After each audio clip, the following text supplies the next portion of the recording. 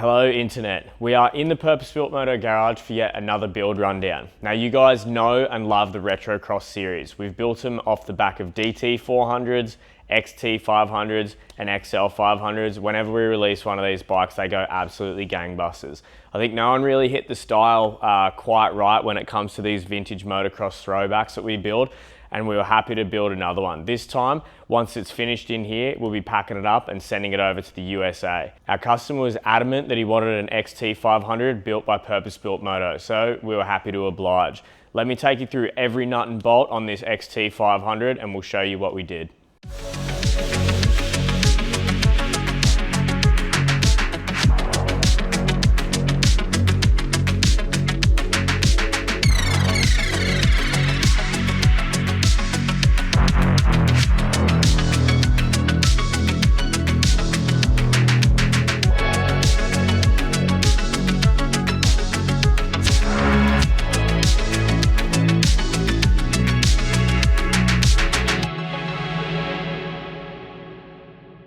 So when Ed got in touch with us, it was pretty clear he was no stranger to custom motorcycles. He's got a garage full of them and he wanted to add one of these to the stable. He'd seen our previous XT500 builds, our XL500 build, and was super keen to have one of these retrocross bikes in his own garage.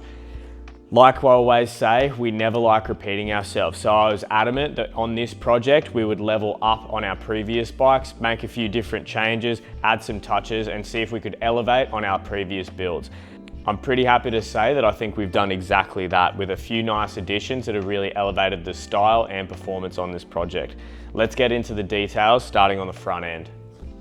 Now, as you've come to expect in our retrocross build, this one's been fitted with a modern upside down set of forks. We've got the standard triple clamps, utilised an aftermarket hub, nice and lightweight, XL rims, and some upgraded brakes as well. So this is our only retrocross build that we've done a front and rear upgrade on in terms of an XT500. So we've got discs front and back. From the outset on this one, we had to be strict with our colour choice. So Ed was pretty adamant that he wanted that yellow-black sort of blend.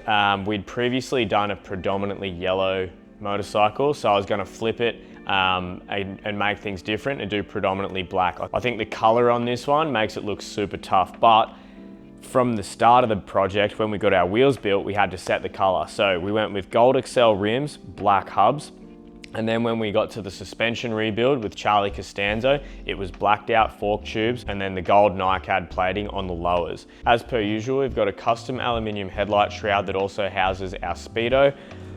Custom sheet metal fender on the front here. We've made this really nice sort of vintage brace, gives it a bit more rigidity, but predominantly it was just for the style. I'd wanted to put one of these on one of our retrocross builds for a while now, and I felt like this one fit the bill with a few select sort of polish parts, and then our custom aluminium fork shrouds down the bottom there. So all of this stuff handmade in-house. We wanted to match the style of the front fender with the rear that we do, so it's got that nice lipped beaded edge along the front there.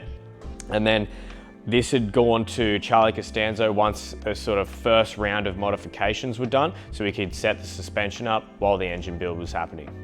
Now onto the engine. So as per usual, we've thrown the kitchen sink at this one. We've got a high compression big bore kit. We've got poured and polished heads, oversized valves, performance valve springs, new guides. The whole box and dice was put into the head here. We had the crank rebalanced and rebuilt. We've got a performance clutch in here, Mikuni HSR flat slide pumper carb, and the high flow exhaust that was custom built. So we've used an FMF power bomb here. We've got an 1 3/4 pipe running through the header into the back, and we've used a DB muffler. So the mufflers are a tough one on these things because of your twin shock setup. You can't push them forward, but what I like to do is sort of break the line on the rear fender with our muffler. I found they're sort of a crossover between the vintage sort of stain tune style that we've used previously. This one was a lot lighter. We could modify it slightly, and I've made our own bracketry on the back here and welded onto the muffler body, and then stripped it apart to give it a polish too before it went on the bike. I really like the style. It's a little bit more sort of leaning into the 80s or late 80s, but I think it fits the bill really well here. Now, when we're throwing all this time and energy to an engine like this, putting all the performance mods in it, there's no point in chucking shitty oil in it, which is why we choose Moto, today's video sponsor. We use only the best products in our machines because we have to make sure that they're reliable and they're gonna last for our clients for years to come. Moto's the obvious choice here. We've been using them for years and years, and they've gotten behind our shop recently to show their support. We thank them for that. Next time you're doing a bit of maintenance on your machine, whether it's chain lube, cleaning products, engine oils, gearbox oils, two-stroke oils, whatever you need, jump on their website. They've got a product for you. Check them out and make sure you stick with the best. Rounding out the performance mods was a request of our rider and a super special kit that we sometimes like to put on these, the electric start kit from Nuts and Bolts France. They call it an XT start. So this kit is a bolt-on setup. It takes a little bit of fiddling to get done. They've just recently started supplying these with a 12-volt upgrade and charging system, so you can run a small lithium battery. It's sort of, we've done that in the past, but we had to custom make a lot of the 12-volt stuff, but now they can supply a complete kit that takes care of everything. So adds a little bit of weight, but it adds so much convenience to your ride. If you store it at the lights, or if you just don't feel like kicking it, you hit a button, this thing will fire straight up. They're such a good kit, and I was shocked at how well they work. I've sort of said it in our previous videos, but when you get stuff like this, you know, you expect it to work and maybe it's not 100%. This thing works as good, if not better, than a factory starter. Final little bits and pieces on this engine, we've got the Cutlet Customs kit. Cutlet Customs make a bunch of little sort of dress up parts. He makes really nice cylinder nuts, external oiling lines and fittings and stuff like that. So we've used that to go along with our upgraded oil pump. So with all the performance work we do, we've got to make sure that there's a bunch of oil running over this thing, try and keep it as cool as we can. So we've upgraded the oiling system. We've got new lines, new fittings. It sort of opens up the whole system, and then back that up with a pump that sort of adds 50% extra capacity to the flow. Now moving towards the back of the bike, we've got our aftermarket factory style side covers. I love them so much, I've said it before, I'm not gonna upgrade on perfection, I just really like them. In behind that, we've got a small battery box, we've got our black box that runs the electronics on the bike with our handlebar switches. We've got a DNA pod filter that runs off the Mikuni carb, and all of that's nice and boxed in and protected from anything that's gonna be flying off the rear wheel. We've got an upgraded disc brake, master cylinder. We've got our little fluid cup reservoir in behind there, and then all the electronics neatly tucked away. Now on the rear of the bike, we've got probably one of the most noticeable upgrades and a really, really nice touch that I wanted to add to this bike to sort of set it apart from our other builds, a 1982 KLX 250 aluminium swing arm. These things are really nice setup. They're sort of like an I-beam shape. They've got a bunch of nice shapes to it. Once you clean them up, get them straightened out and polish them up, they're just such an absolutely beautiful piece that you can put on here. Not too much work to fit them on either. Obviously you need a lathe making spaces and different bushings and stuff for your pivot bolt, but wasn't too hard for us to do. So really nice upgrade there. Then we've done a disc brake upgrade. So custom hub on the rear, inclusive of a cush drive, disc brake, and we've used a KTM dirt bike rear brake setup on the back there. This bike's running XL rims front and back. We've got an 18 on the rear and a 21 on the front. Gives it that really nice sort of off-road look, but I think the 18 rather than a 17 makes it a little bit nicer to ride on the road. And also you sort of get that like tall wheel look. I don't know, I just like the style of it. Now on the tail end of this bike, we've done some slight modifications in terms of bracketry, exhaust hangers and stuff on the frame.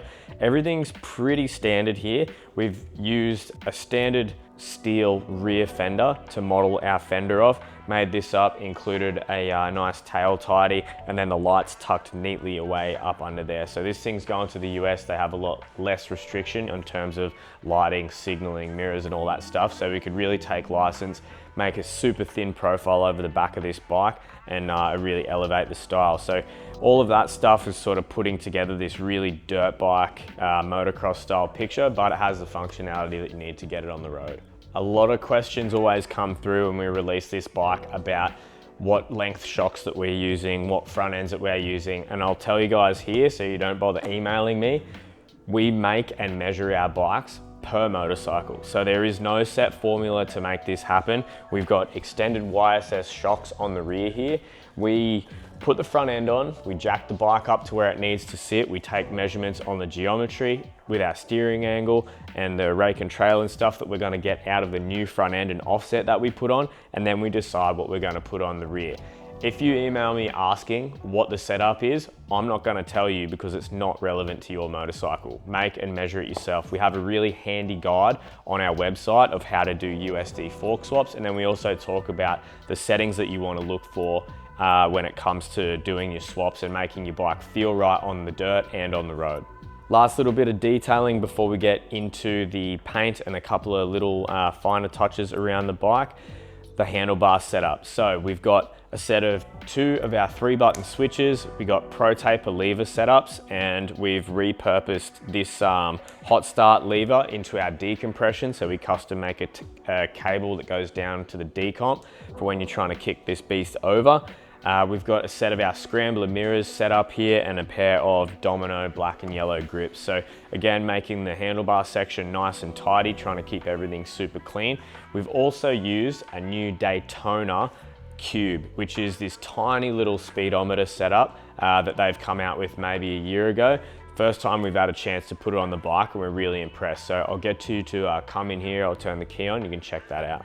We've utilized our mini key setup. This is a new product that you can buy online. Comes with this tiny little micro key and a relay to sit under your seat. So this will have your speedometer reading. It's got an odometer and a tacho. And then all you have to put next to it, if you want it, is a set of dash lights, which we also sell through the Purpose-Built Moto online store. Really good little unit, perfect for this sort of thing because you don't have to crowd your cockpit. And then when you're standing far enough away from it, it just looks like a dirt bike. That's pretty much it in terms of the physical modifications. There's a lot of detailing and stuff on this. I know it seems like a simple project when I give you a quick 20-minute run through, but believe me when I say there's so much work in getting these things, firstly to look like this, secondly to actually operate. You kick this thing, it's gonna run, and especially with something that's going over to the USA, I'm a long way away from a repair. So I gotta make sure that this thing is 100%. And I try to do the same for everything that comes out of our garage. They cost more because we make sure that they work. And when you hit the button, you're gonna be able to send it down the street without worrying about it. That brings me on to the color scheme. So our mate Justin from Pop Bang Classics took this into him. We threw a few ideas around. I had the design reasonably well sketched out. He always adds a few little touches or tweaks where he sees fit, which I'm happy to do. We've got the black, yellow, white Yamaha speed block, the numbering on the side, nice white, yellow combo there. Like I said before, predominantly black, but I wanted to find a way to bring a little bit more yellow into the build and sort of tie the front to back. So we ended up, rather than sort of trying to match a color with the seat that we got through Timeless Auto Trim, we just went with a standard black gripper. We used the frame rails. So the whole frame's been 2K painted, and then Justin's put that nice color matched yellow frame rail that runs front to back.